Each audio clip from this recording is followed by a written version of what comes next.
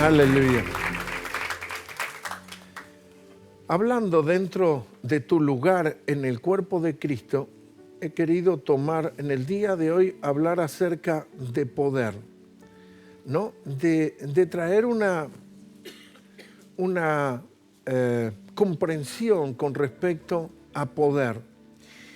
Y también, no sé si la palabra sería advertencia, pero guiarlo a no caer en esas redes que el enemigo teje para atraparnos, ni que nosotros necesitamos estar mostrándole al enemigo quién es nuestro Dios y en quién nosotros estamos confiando. Porque eso es lo que hace el enemigo. Quiere hacer un desafío, una manipulación. Y de pronto usted puede recibir una palabra acerca del poder de Dios, que Dios es todopoderoso, y luego atraviesa una situación de un compromiso, una crisis en el trabajo, y el diablo te empieza a juzgar y a decir, ¿y dónde está Dios? Parece que Dios se olvidó de vos, que no te tiene en cuenta. Y entonces parece que uno ahí entra en un desafío y dice, no, vas a ver, y yo declaro, y Dios lo va a hacer, y esto y lo otro. Y nosotros entramos en un juego en el cual no deberíamos ingresar. Porque tenemos que demostrarle nada. Nosotros tenemos claro quién es nuestro Dios y cómo Dios se va a manifestar en nuestra vida. No tenemos que caer en esa red en la cual nosotros le vamos a demostrar que el mío tiene más poder que vos y vas a ver y todo esto. No necesitamos demostrarle. Así, a Cristo, al Señor Jesús, lo fueron desafiando muchas veces.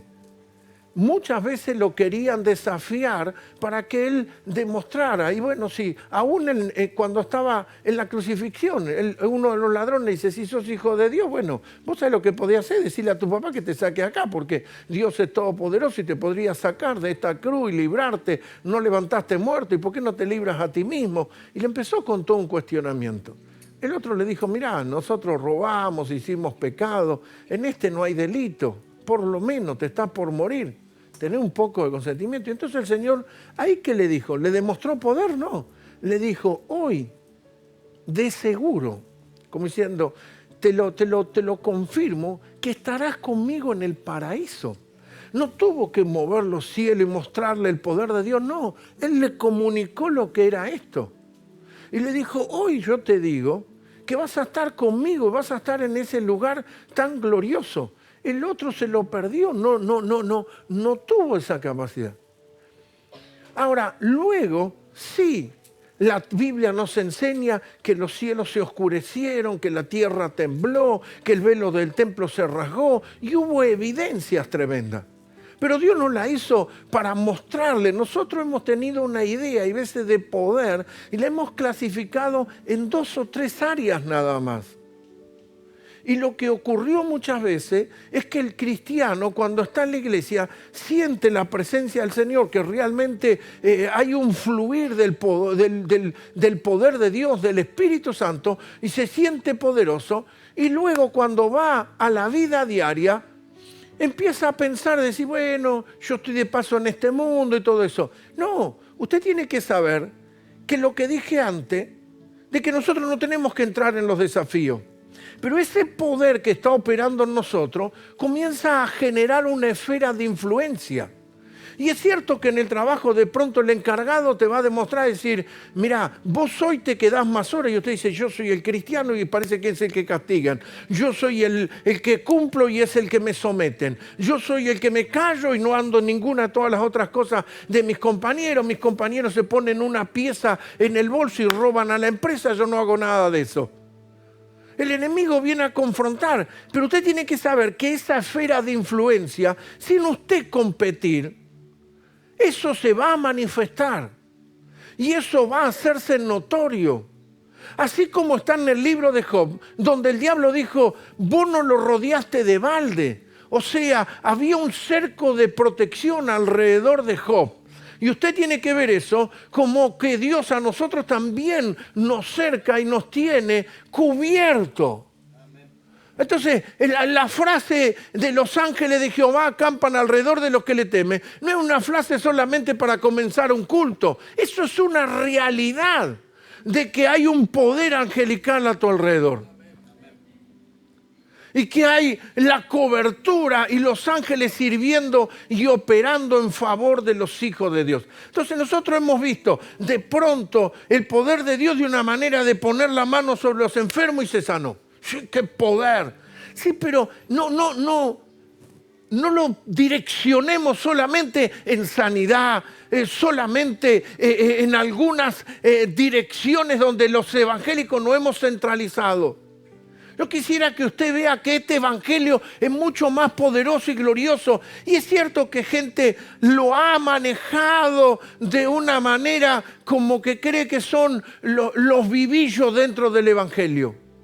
Recuerde que esa declaración que yo decía y la tomé poderosamente hace unas semanas atrás, de que cómo nosotros entender cuál es la fuente de gracia, cómo uno producir gracia. Dios da gracia a los humildes. Así que si usted, así como un pozo petrolero, escarba y saca petróleo, usted ahí encontró una fuente de cómo producir gracia. Humildad. Movernos en humildad. Y humildad no es andar simulando algo. Es ser una clara representación de nuestro Padre. ¿Y cómo nosotros tenemos que empezar a comprender este evangelio? No el evangelio, este evangelio social o esta manipulación que se han hecho de diversas maneras en el evangelio de nuestro Señor Jesucristo. Y te lo digo, yo no voy a ir para ese territorio, pero tengo que declararlo.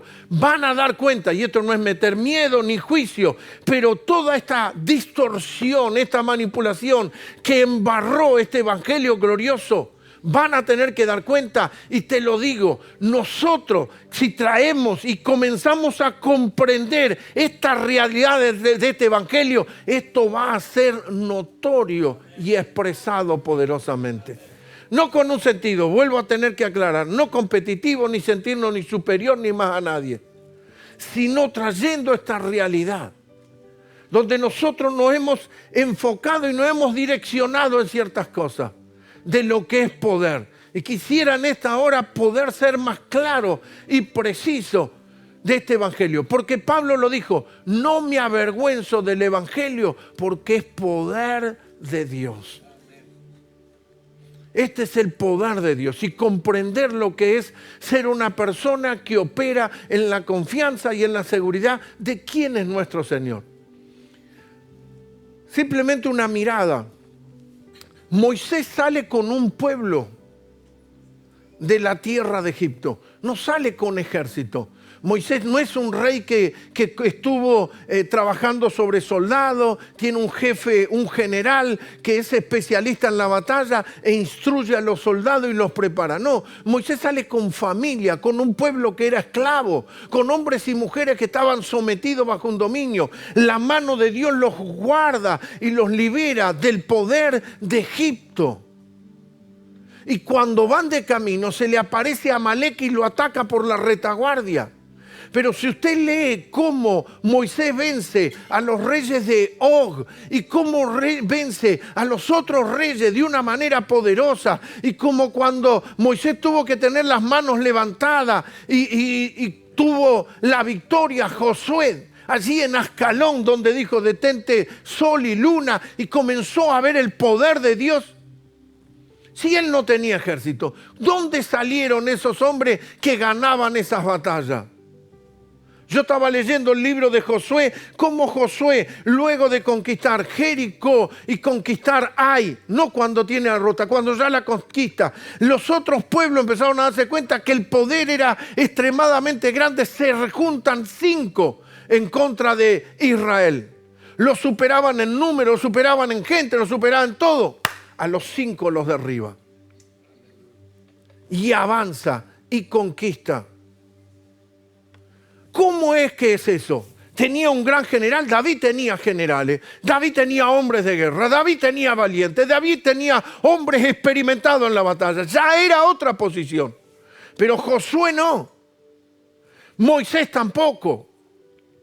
Entonces nosotros no tenemos que ver y querer demostrar. Usted tiene que saber y comprender que usted y yo somos partícipes de este reino que jamás fue vencido, ni será vencido, y que este es el Rey de Reyes y Señor de Señores.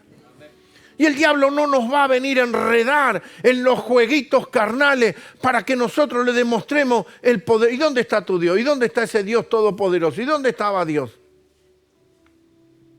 Como Acab, que le echa la culpa al profeta y le dice, por tu culpa no hay lluvia en la tierra. Acab le dijo, no. Acá el profeta le dijo al rey Acab, acá el culpable sos vos. Porque el diablo distorsiona y transfiere las cosas. En el libro de Marcos, en el libro de Mateo, esto es lo que prediqué el domingo, 22-29, quiero traer de vuelta lo que prediqué el domingo porque fui trabajando sobre esto. El Señor Jesús le enfatiza dos cosas. 22-29 de Mateo, le dice así, entonces respondiendo Jesús le dijo, erráis ignorando, fíjese las dos cosas que enfatiza el Señor, erráis ignorando las Escrituras y el poder de Dios. Entonces, ¿qué ignoraban? Las Escrituras y el poder de Dios. Ahora, ¿por qué habló de poder si ellos le hablaban de que si un hombre, que eran 7 hermanos y los 7 se casaron con la misma mujer? ¿Y de quién será la mujer cuando estén en el cielo? El Señor Jesús le enfatiza las Escrituras, pero luego le enfatiza acerca del poder de Dios. Y le dice que hay un error, que hay una mala comprensión de la Escritura y del poder de Dios. Entonces, él enfatiza eso, y yo quiero leer, lo dije el domingo. Hay dos cosas que dice el diccionario de lengua castellana para hablar de poder. Y dice, una es tener expedita la facultad o potencia de hacer algo. ¿Sí? Es tener las facultades para hacer eso, lo que llamamos jurisdicción. Por ejemplo, un abogado no siempre tiene jurisdicción internacional o de pronto en otra provincia. Es un abogado en Capital Federal, tiene en los fueros federales, en los fueros de Capital, en lo que sucede en Capital, no sé si en provincia de Buenos Aires. Para hacer eso tiene que hacer no solamente un aporte de funcionar también como abogado en la provincia. Entonces, poder es tener expedita la facultad. Segundo punto, tener la facilidad, tiempo, lugar de hacer algo. Mañana nos podemos ver, sí, tengo la capacidad, tengo el poder de poder encontrarnos. Tercero, tener más fuerzas que alguien, vencerlo luchando cuerpo a cuerpo. ¿Sí? Eso es lo que más comúnmente conocemos como poder. Ser más fuerte que alguien, ser capaz de vencerlo. Aguantar o soportar algo o alguien que produce rechazo. ¿Sí? Segunda explicación de poder empieza con dominio, imperio, facultad y jurisdicción que alguien tiene para mandar o ejecutar algo. Por ejemplo, gobierno de una comunidad en el área política. Acto o instrumento en que consta la facultad que alguien da a otra persona para que en lugar suyo represente para ejecutar algo. Por ejemplo, un abogado. Le doy poder al abogado para que me represente. ¿Sí? Anda en mi nombre y hace esto. Un poder de representatividad. Eso es lo que Dios nos ha concedido. Nosotros somos embajadores en nombre de Cristo. Entonces tenemos que cada vez comprender y entender de cómo es la operatividad en el cuerpo del Señor y nosotros siendo miembros de ese cuerpo que es uno ¿Y qué nos lleva a eso? A dejar de lado lo personal para dar lugar a lo eterno de Dios. Bueno, pero yo quiero esto. Bueno, pero si quiero funcionar en el cuerpo y ser un miembro de ese cuerpo y producir una función dentro del cuerpo, tengo que abandonar lo mío personal y darme cuenta de lo eterno de Dios. Y tenemos que tener una actitud, decíamos el domingo, determinada para hacer la voluntad de Dios. No es, bueno, veo, pruebo, si Dios está en esto, no. Usted tiene que estar determinado porque es estando con Dios y en Dios es que nosotros debemos operar. Hay veces hemos dicho de que Dios tiene un plan A, un plan B. Sí, si nosotros fallamos, Dios trata de proveer para que nosotros volvamos a hacer lo que debemos y podemos llamarlo plan B y plan C. Pero la realidad es que luego del plan B y el plan C, si hubo algún error nuestro, Dios siempre quiere volver al punto original. Dios siempre va a estar interesado en que hagamos lo del principio. Las otras cosas fueron que lo debíamos haber hecho de una manera y no lo hicimos y tal vez Dios permite que se demore más tiempo o que de pronto lo hagamos con unos recursos y nos permite que utilicemos otras cosas, pero siempre nos va a hacer volver al original, al punto correcto, al plan primero y primario de Dios. En el libro de Lucas, para hoy introducirnos en lo que quiero hablar, en el libro de Lucas, en el capítulo 24, que es el último capítulo del libro, en el versículo 16, el Señor le comienza a hablar a sus discípulos y a encomendar, y dice, 24:19. Lucas 24:19 dice, entonces Él les dijo, ¿qué cosas? Y ellos dijeron, ¿estoy bien? Ay, Señor amado.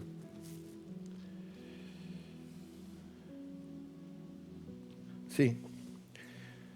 Entonces Él les dijo, ¿qué cosas? Y ellos dijeron, de Jesús Nazareno, que fue varón profeta. Fíjese cómo lo describen al Señor Jesús. Que fue varón profeta. ¿Cómo dice?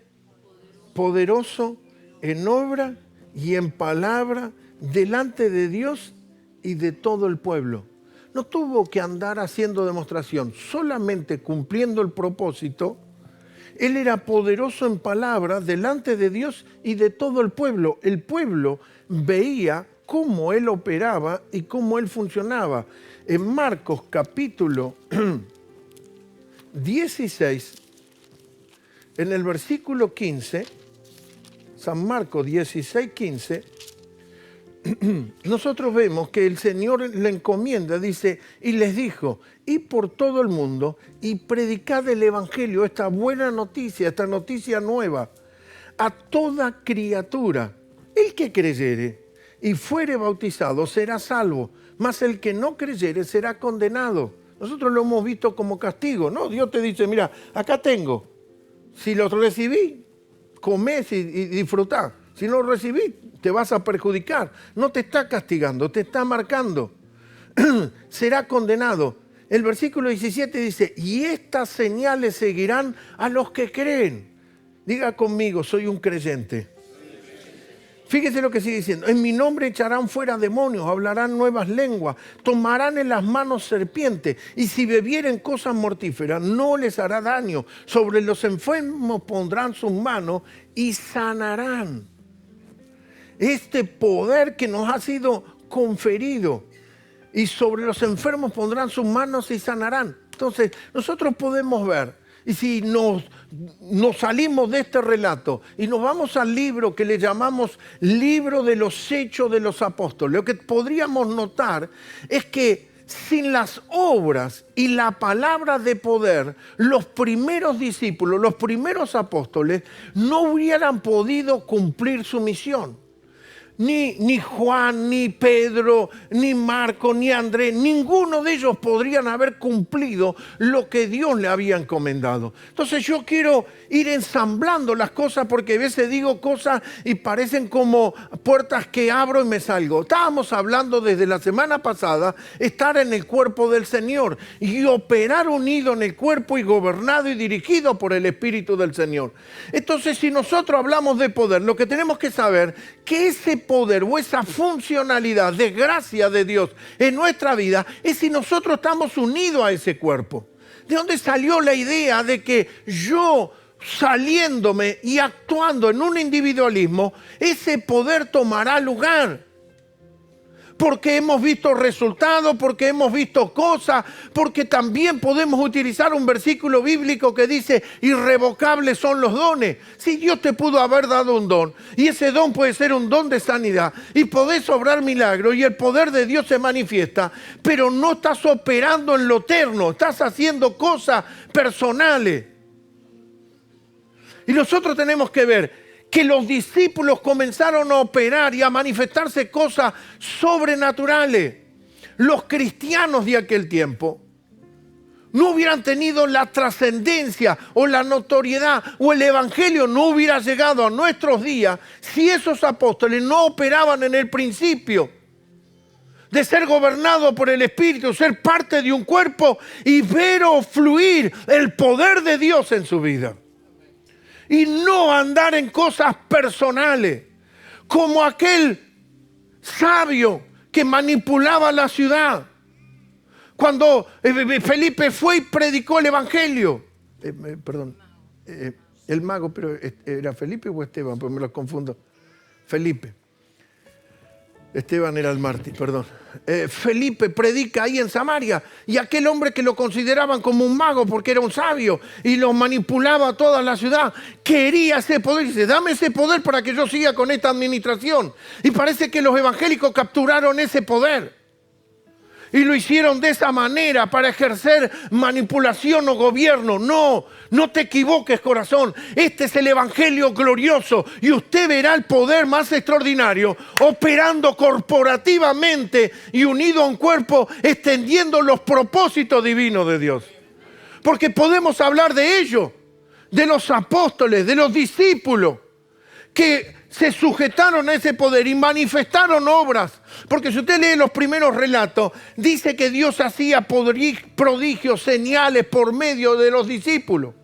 Y Dios estaba con ellos y añadía cada día a los que debían ser salvos. Ocurrían cosas sobrenaturales, pero no que ellos la usaron para una autogeneración de una promoción personal. No, principio de reino, operar como reino. Entonces el Señor te dice, pondrás la mano sobre los enfermos, harás esto, harás lo otro. Y todas estas cosas que nos encomienda, es una delegación que nos ha sido conferida. Entonces la comprensión de evangelio tiene que salirse de cómo el mundo habla, de la idea religiosa, a comenzar a ver el poderoso evangelio de nuestro Señor Jesucristo. De cómo es este evangelio glorioso. Y si nosotros queremos tener esa trascendencia a la próxima generación, debemos volver a ese principio de operar en una guianza, en una gobernabilidad del Espíritu Santo, de someternos al plan, propósito y diseño de Dios. ¿Para qué Dios me hizo nacer y por qué me estableció en el cuerpo? ¿Y cuál es mi función en Cristo? Si usted simplemente observa en capítulo 4 del libro de los Hechos, a quien se lo llama Bernabé, que traducido también ellos le llamaban hijo de consolación. Era una persona que tenía una gracia de consuelo. Fíjense que en un momento se separa de Pablo. Pablo comienza a caminar con Sila y se separa Bernabé de Pablo. Y Juan Marco, que Pablo no lo quería con él, lo separó de él. ¿Quién hizo la reconciliación? Bernabé, porque tenía una gracia de reconciliación. Pablo tenía un espíritu impulsivo. Yo no sé bien, no nos describe cómo fueron las cosas, pero dijo, no lo quiero conmigo. Después escribe una carta y dice, tráeme a Juan Marco que me es útil. Primero lo echó y después lo convocó. Pero ¿quién lo mantuvo en el lugar? El hermano de consolación. Y el hermano de consolación no compitió con el otro impulsivo. Por eso Pablo tiene que hablarle a una iglesia donde él mismo la fundamentó. Y toda la iglesia fue sacudida porque Apolo tenía una palabra elocuente y una palabra que en su manera de predicar tenía una elocuencia y una agilidad para hablar. Pero Pablo dice, ¿qué es esto que soy de Apolo, que soy de Pablo? ¿Qué estamos haciendo? Eso es de la carne. Y por eso le dice, sois carnales. Y sois inmaduro aún. Y sois niños, porque están estas cosas. Nosotros no tenemos que jugar al evangelio ni a la competencia, ni a ver de la superioridad de uno sobre otro. Tenemos que empezar a comprender lo hermoso y lo glorioso que es este evangelio de nuestro Señor Jesucristo. De que usted y yo somos partícipes de este evangelio, de la gracia del Señor. Y movernos con los principios eternos. Porque el reino de Dios es justicia, paz. Entonces cuando vienen esas cosas, te vienen a desacomodarte de tu paz, a producir desorden. Y usted tiene que colocarse en esa posición de paz. Mire lo que dice Efesios, capítulo 1, Pablo escribiendo esta carta a la iglesia de Éfeso, capítulo 1, verso 17.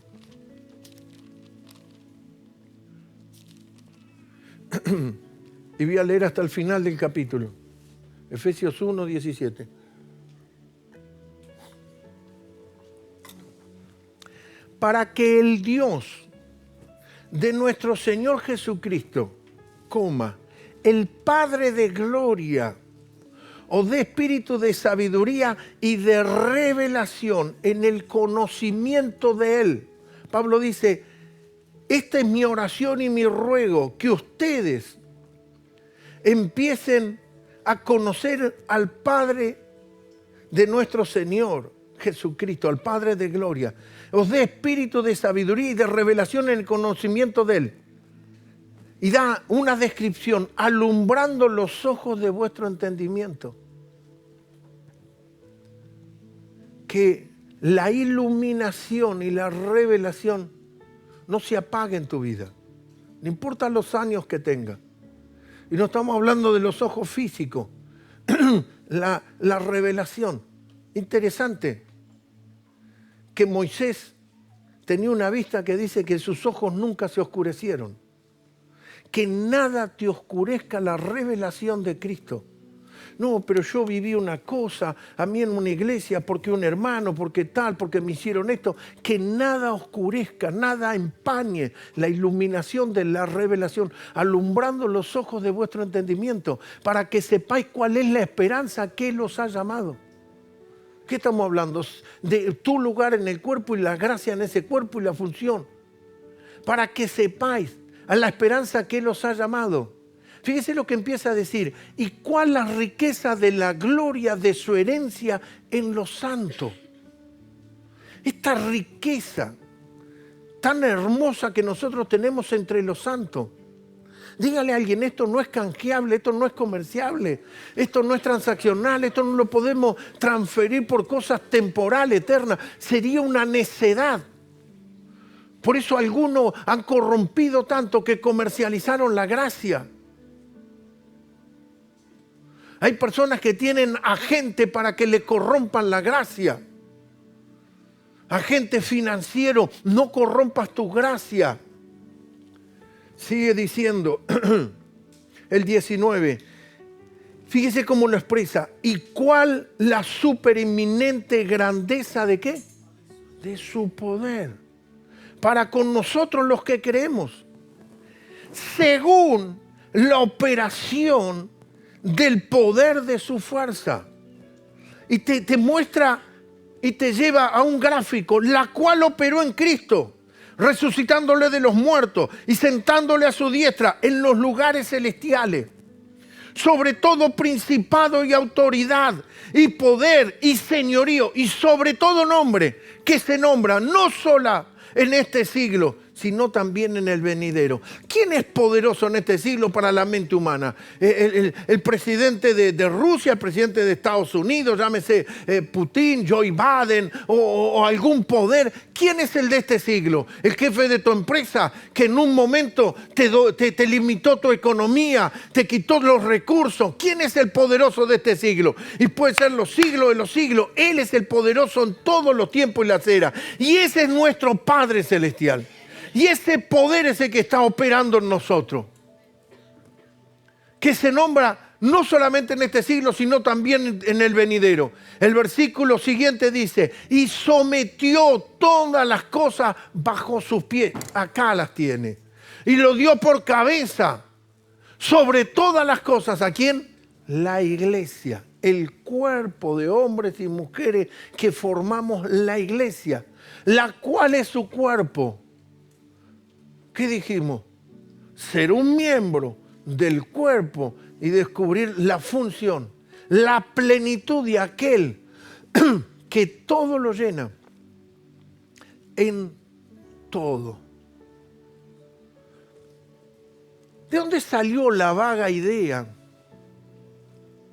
Si nosotros mostramos el marco de referencia que puse antes, si los discípulos que caminaron con Cristo, que tuvieron revelación, que luego Cristo de resucitado estuvo días y días con ellos y se le apareció a más de 500 y vieron los milagros y durmieron con Él y vieron lo sobrenatural y escucharon cosas más allá de las que quedaron escritas y se les revela después de que Él resucita, porque el mismo Cristo le dice, estas cosas las van a comprender luego que yo resucite, y se le comienzan a revelar, se sujetan a un evangelio y operan de una manera y comienza a ver estos milagros extraordinarios que por manos de ellos eran realizadas. Donde nosotros entendimos de que de pronto con una habilidad momentánea ya me puedo desvincular. ¿De dónde nosotros sacamos eso? Nosotros tenemos que ver que esta gracia, este poder supereminente es glorioso. Las capacidades que Dios nos ha dado son tan infinitas y están disponibles para cada creyente, para todo aquel que cree, dice el versículo. Esto Dios lo ha dado para todo aquel que cree. Leímos el 17, dice, para que el Dios de nuestro Señor Jesucristo, el Padre de gloria, os dé espíritu de sabiduría y de revelación en el conocimiento de Él, alumbrando los ojos de vuestro entendimiento, para que sepáis cuál es la esperanza, a qué los ha llamado, y cuál la riqueza de la gloria de su herencia en los santos, y cuál la supereminente grandeza de su poder para con nosotros, los que creemos. Esto es para los creyentes. Y usted, en lugar de empezar a verse y decir, yo no sé si estoy último en la cola o anteúltimo, yo no sé qué puesto tengo, usted véase como un creyente. No deje que el enemigo te haga comparaciones. No deje que el enemigo te haga como Satanás, que lo hizo ver como el resto de la creación. Usted es parte de un cuerpo y ese cuerpo es el cuerpo de Cristo. Y ese es el Rey de Gloria que jamás ha sido vencido. Y nosotros estando en Él, no seremos vencidos. Entonces nosotros tenemos que ver que ese poder opera corporativamente, corpóreamente. Esto es para los creyentes. Todo esto que estamos hablando son dosis gloriosas de poder y virtudes de Dios que Dios nos ha colocado. Fíjese que Pablo expresa de esta manera, la supereminente grandeza de poder. El poder de Dios por sí mismo es inigualable, incomparable con ningún otro. No hay manera que nosotros podamos comparar ese poder con nada que nosotros veamos o entendamos, porque Él es el creador de todo. Pero si nosotros hacemos una descripción de lo ilimitado de su poder, es para los que creen. Todo hombre y toda mujer, todo cristiano debe saber y conocer el poder de nuestro Dios y nuestro Señor. Búscame, Facundito, Salmo 48, 14. Si nosotros envolvernos nuestra vida y todo nuestro ser en el poder y en el amor de Dios, le digo algo, no hay garantía de una vida eterna. Escúcheme bien lo que estoy diciendo, ¿eh? Si nosotros no estar envueltos en ese amor y en ese poder, en nuestra vida diaria, si nosotros funcionamos aislados del amor y el poder de Dios, no hay garantía de una vida eterna. Salmo 48, 14 dice, porque este Dios es Dios nuestro eternamente y para siempre. Él nos guiará aún más allá de la muerte. Él nos guiará a lo eterno. La palabra superinminente es un término que significa algo que está sobre o por encima de algo. ¿Sí?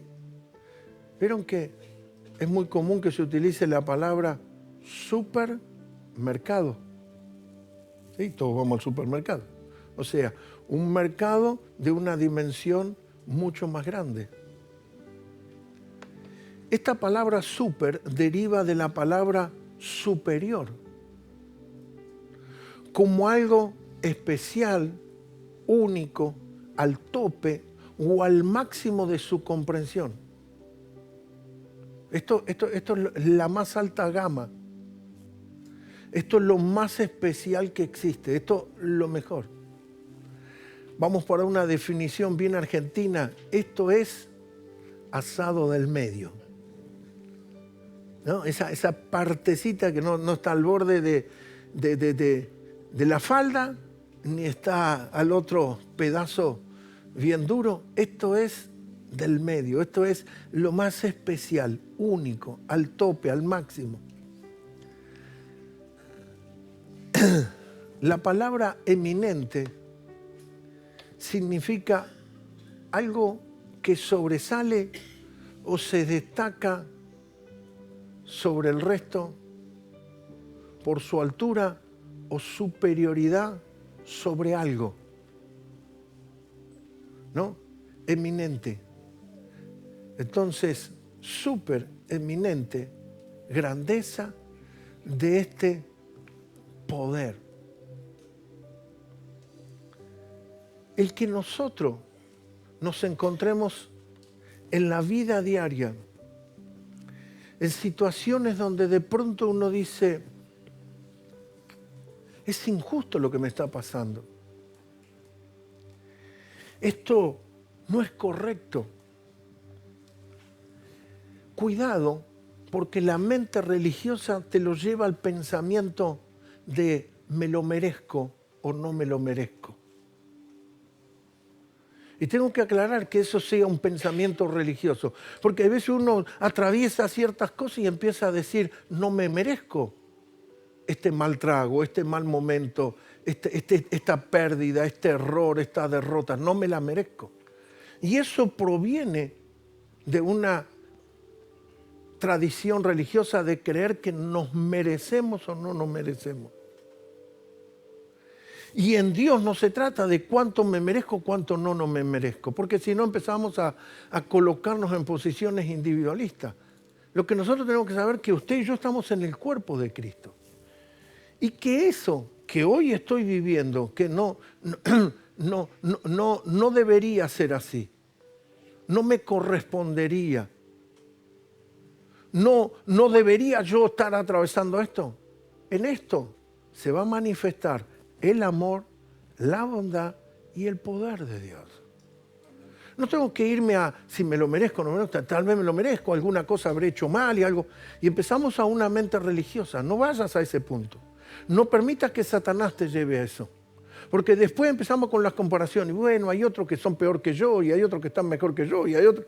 No. Esto no se trata de compararnos con cosas y actitudes desde la carnalidad. Lo que tenemos que saber es que nosotros estamos en Cristo y que este poder, que hoy nos están sucediendo cosas contrarias, de pronto cuando nosotros lo vemos, yo estaba en estos días, en esta semana, tratando con unos temas que tienen que ver con las partes administrativas, con los impuestos, con las cosas de la FIT y todas esas cosas. Entonces yo pensaba y digo, esto es injusto. Y tal vez a veces lo podemos ver como pérdida, es decir, yo estoy perdiendo dinero acá, esto no me corresponde. Y es cierto, la mente humana lo puede describir de eso. Pero párese en Dios. Y párese en ese Padre. Y no permita que una situación momentánea, aún que uno podría decir, pero es injusto, este país que está plagado de corrupción, estoy pagando algo que es injusto, estoy pagando algo que no me merezco. Empieza a colocarse en una posición de saber que usted y yo estamos en el cuerpo de Cristo, y si eso representa 20.000, 5.000, 10.000, el 50% de tu sueldo, el 70%, y el impacto cual sea sobre tu economía, comience a verse en Dios. Y que eso a la economía de Dios o a la administración de la economía del reino no le va a afectar. Y que Dios te va a mostrar que eso que pensaste que se perdió o que de pronto fue injusto, tú estás operando en los principios, en Dios será mucho más glorioso y divino. El enemigo te quiere llevar eso y de esa manera producirte tu angustia, tus aflicciones, porque así no sucede. Uy, pero esto me puso mal, la verdad que esto no me lo merezco, esto no debería ser. Cuidado. Nosotros tenemos que saber, estoy atravesando esto, en esto mi papá está conmigo, la mano de Dios está conmigo, el poder súper que proviene de Dios, ese poder súper eminente, manifiesto, se hará notorio.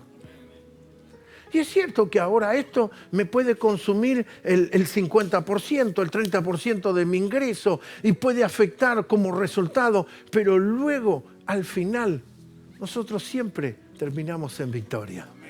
Nosotros siempre estaremos adelante. Nosotros siempre estaremos en posición gloriosa en Cristo Jesús. En el libro de Romanos, capítulo 11, y termino con esto, 11.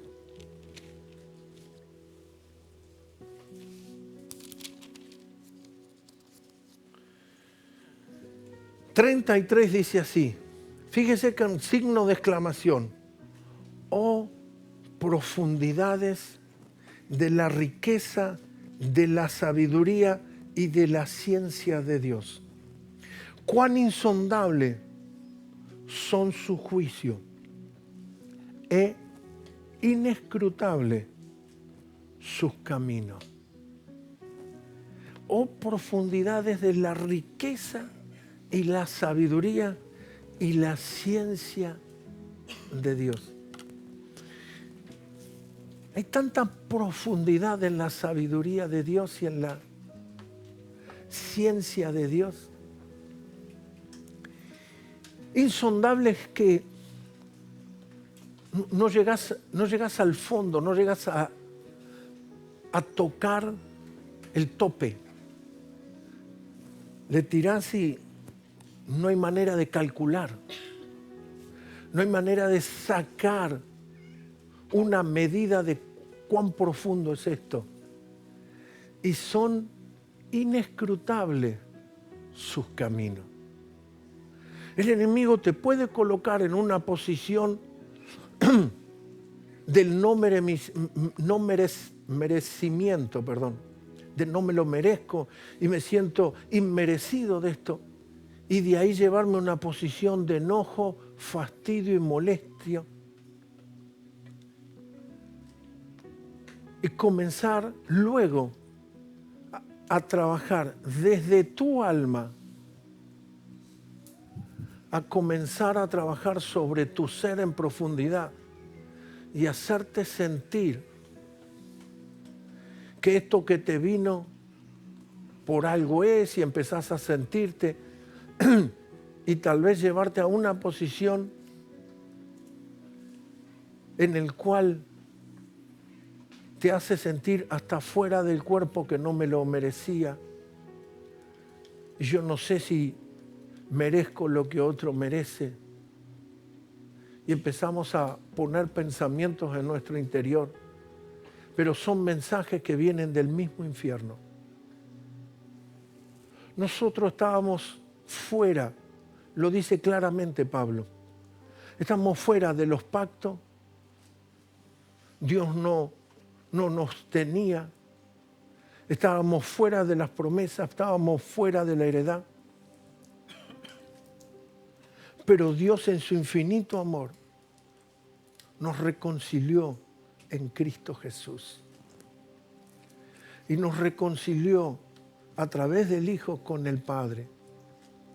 Y ahora en el Hijo de Dios somos partícipes de su cuerpo. Y donde lo que hablamos al principio, ese poder se va a manifestar. Y ese poder se hará evidente. Ese poder no se lo tuvimos que andar desafiando y haciendo una lucha cuerpo a cuerpo.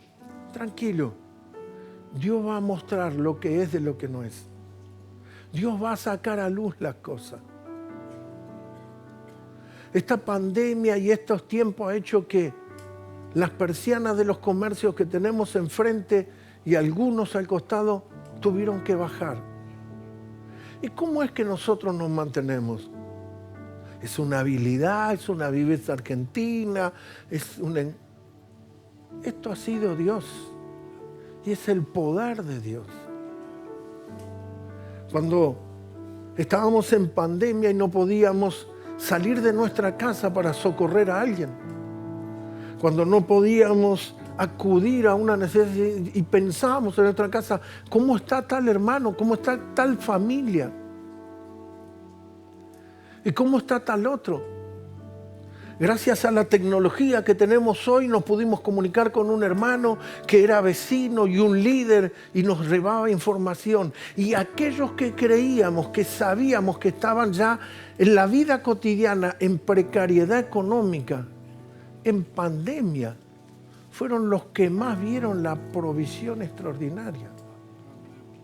Unos hermanos me contaban que a su casa vino de visita un hermano del matrimonio. Y cuando vio la alacena le dijo, pero vos parece que no estás en pandemia. Dije, ¿cómo es? ¿Tu marido no tiene trabajo? ¿Estaba sin plata antes? ¿Cómo es que tenés la alacena llena? Y ellos facilitaron el alimento para cenar juntos en familia. Estábamos en pandemia y ellos lo hicieron porque eran familia. Pero la propia familia vieron. Y la hermana, luego que se fue ese familiar, dice, no tengo manera de explicar, pero mi alacena estaba suplida. Mis recursos estaban todos. Y no tuvimos que mostrarle al diablo, mirá, mi Dios puede. No, nosotros somos creyentes. Y nosotros creemos en el súper eminente poder, ese poder que se va a hacer manifiesto en nosotros. Los discípulos fueron llevados presos por la autoridad momentánea. Los discípulos lo contamos como la historia bíblica, que Juan y Pedro estaban allí en lo más profundo de la cárcel y se pusieron a cantarle al Señor. Y los cepos que estaban en sus manos y sus pies se desataron todo. Vino un ángel del Señor y los llevó caminando. Los hizo hasta invisibles. No lo vio ni la primera guardia, ni la segunda guardia, ni la guardia que estaba en el puerto, de la puerta, ni la guardia de la ciudad, y caminaron.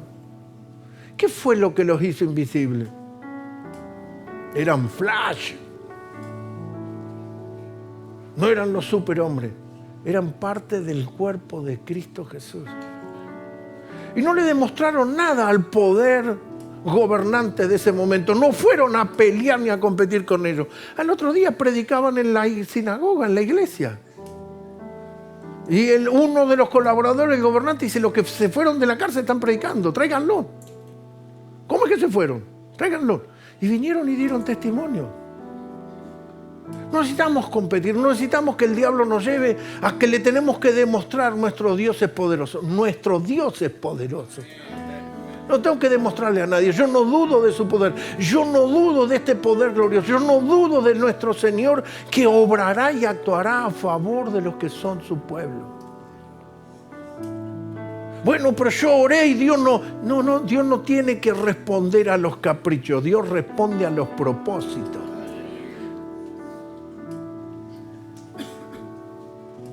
Mi nieta, que tiene 2 añitos, me hace así. Y entonces cuando ella hace así es que yo tengo que ir. Y me hace así y me llama y yo voy. Y empezamos a hacer, yo la sigo y ella empieza a caminar abajo de la mesa y empieza a hacer esas cosas. Así el pastor anda, miren. Hay algunos, hay veces que creen que Dios es así. Así acá.